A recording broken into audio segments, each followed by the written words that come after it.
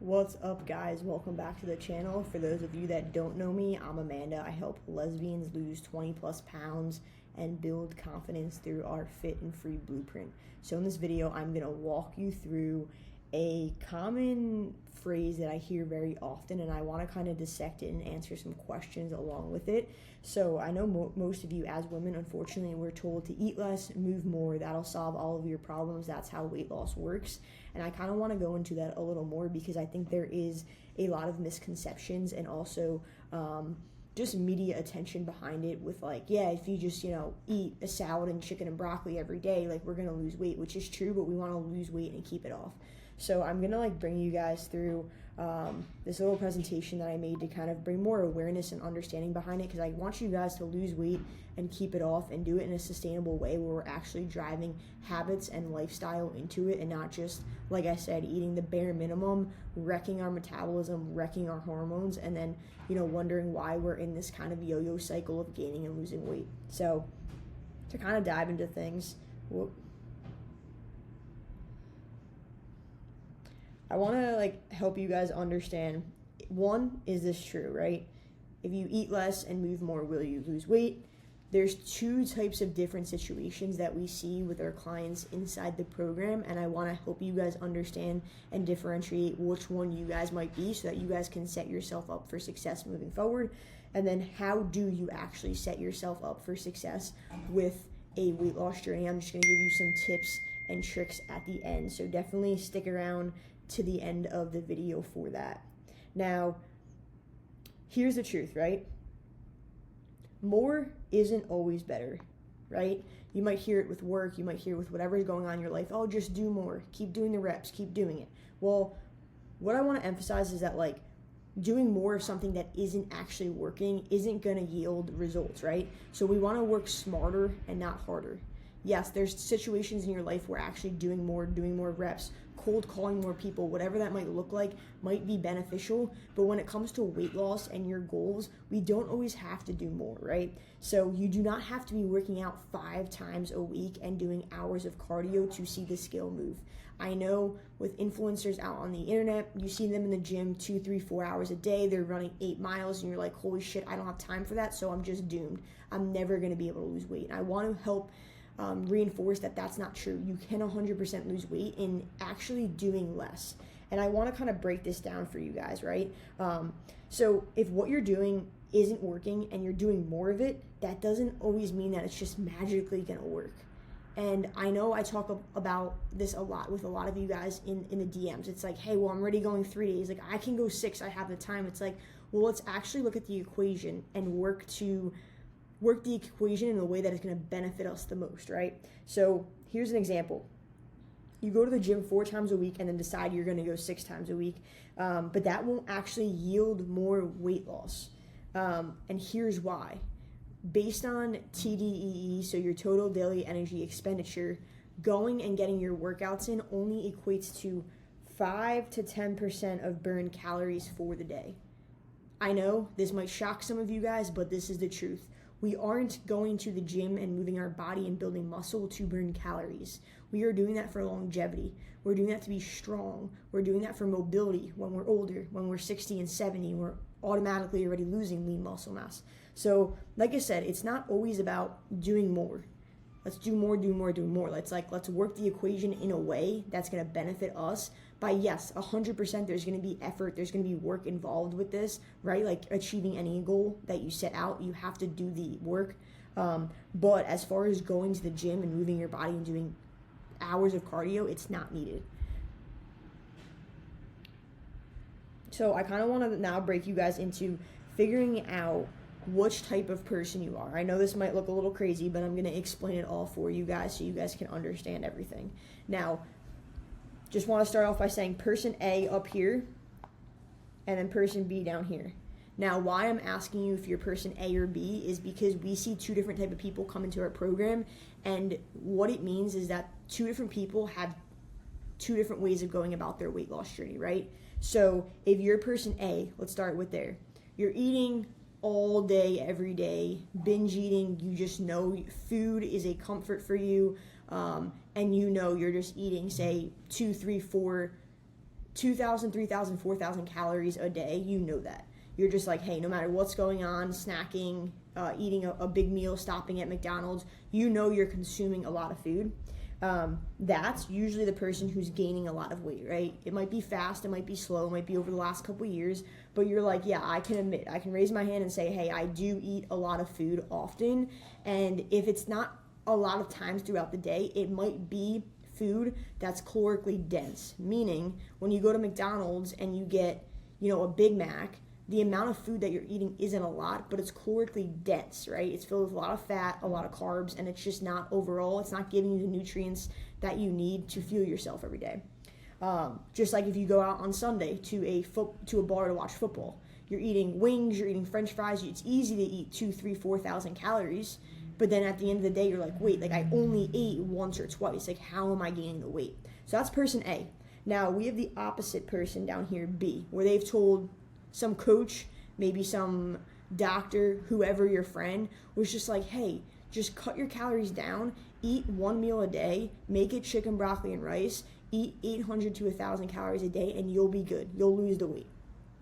So those are the two different type of people. Now, the person that's eating this 800 calories a day, you will lose weight in the beginning, but then what the problem ends up becoming is that your metabolism adjusts and it adapts to that. Now, not only that, but as a woman, we have hormones. So your hormones become shot. Your metabolism is now fucked because to lose weight past that, we would have to eat 300 calories a day, which you'd be starving yourself.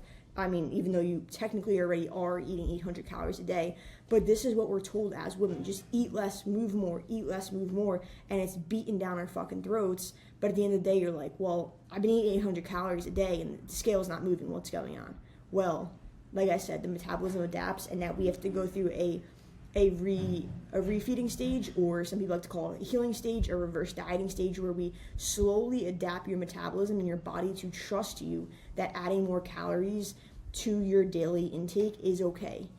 So that's kind of where we're at here. And I know this might be a little tough to hear, but I do want you guys to be realistic and take some thought into this, right? Who are you? Are you person A, who's just eating all day, every day, and you know that?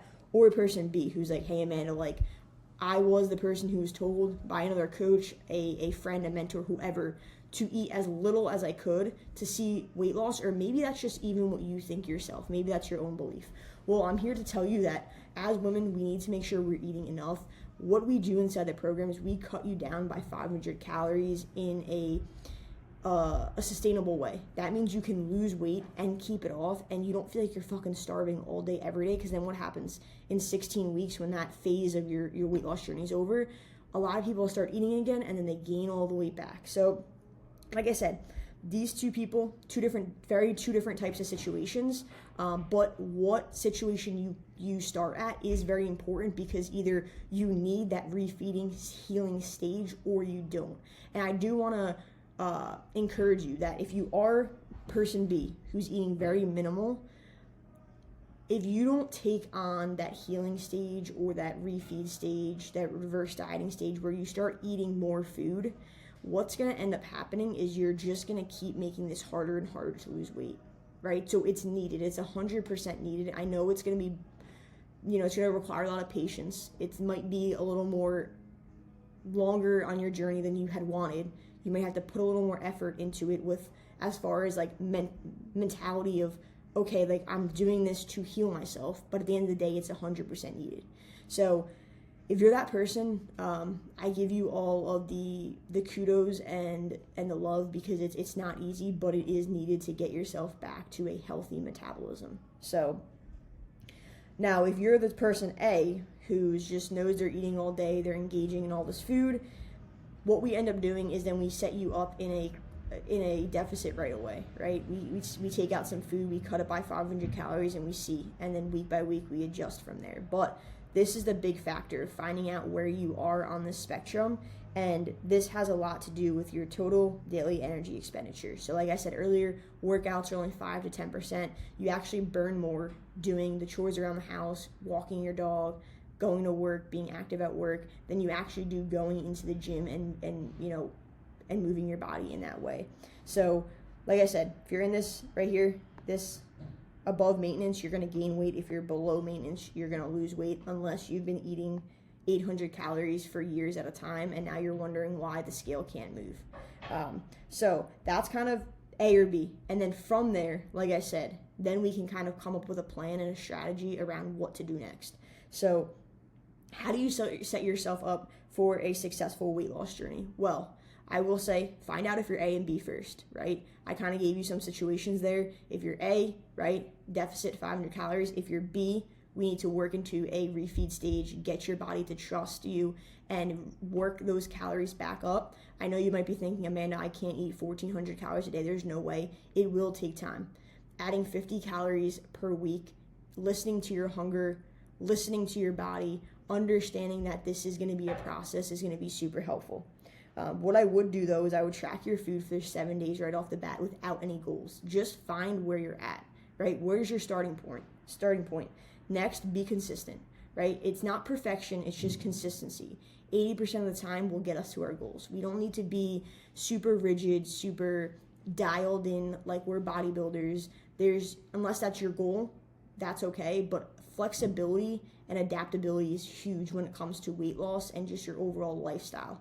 So just know that like we're being consistent with maybe 1 or 2 or 3 habits in the beginning, and then we can build on there. We don't have to climb Mount Everest overnight. All we have to do is stack small wins and change certain aspects of our life over time.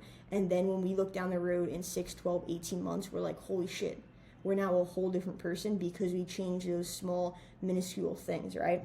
So I would dedicate only 1 to 2 meals out per week's max, right? I know this might be challenging for a lot of you guys, but it will help you lose weight, feel better, have more confidence, and you'll actually be able to reflect and see, how does that food make me feel when I eat it all the time? Am I really hungry, or am I just bored sitting around, right? Or am I just craving food? Because hunger and cravings are 2 different things, right? So that's kind of a tactic that I would stick to as far as like losing weight. Subtracting 500 calories from your maintenance is going to lead to a sustainable weight loss journey. You're not going to rebound and gain the weight back. So that's kind of the best way to go about how to get yourself to those calories. Remind yourself that movement is for longevity, not calories burned. So we're going into the gym to move weights, to build lean muscle mass, to increase our mobility, to feel good overall, right? Maybe it's a stress relief for some people. Everyone's different. But I encourage you guys to not go in there and look down at your watch and be like, well, I only burned 150 calories, so I better be here for 2.5 more hours, right? That's not the goal of the gym, and that's not the purpose behind it. Limit the all or nothing thinking. This will make it more fun, right? So you don't have to be all the way to one side or all the way to the other side. This is like what I kind of said earlier with the flexibility, the adaptability, being able to try things and realize that, hey, this just isn't working for me, and being able to pivot and go a different direction without feeling like you're falling off track. A lot of people feel like they're falling off track because they never had a plan actually to begin with. They just tried something and then they're not able to stick to it. And instead of just pivoting, they just fall off track completely because they're like, this isn't for me, this isn't working. And I do want to encourage you that there's going to be, or not encourage you, but tell you guys that there are going to be a lot of different roadblocks throughout your journey. Things are going to come up. Life's going to happen. You guys might come through a stage where it's like burnout with the weight loss and we have to take a little bit of a diet break. So there's so many different things that go on that like each individual case is so specific and unique that honestly having a coach is a big differentiator for a lot of people, because you actually learn what's going on instead of just going on social media and saying, well, I went on this calculator and it told me to eat this and now 3 weeks later I'm not losing any weight and I guess weight loss isn't for me. And then celebrate the non-scale wins, right? So I know wanting to lose weight, you go to the scale and you're like, fuck, I didn't lose any weight this week, but there's so many other ways to celebrate. Find what motivates you, find what your reason is to why you want to lose weight, and really back that. Know that like short-term discomfort equals long-term growth. You'll feel better. It's okay. Weight loss, unfortunately, it's not going to be the super sexy thing. There's going to be times of uncomfort. There's going to be times of like, yeah, I don't really want to get into the gym, or I don't really want to meal prep on Sunday. But if we can get through those stages and build those habits, build those routines, like I said, 3, 5, 10 years down the road, your body, your mind, your energy, your confidence is going to thank you.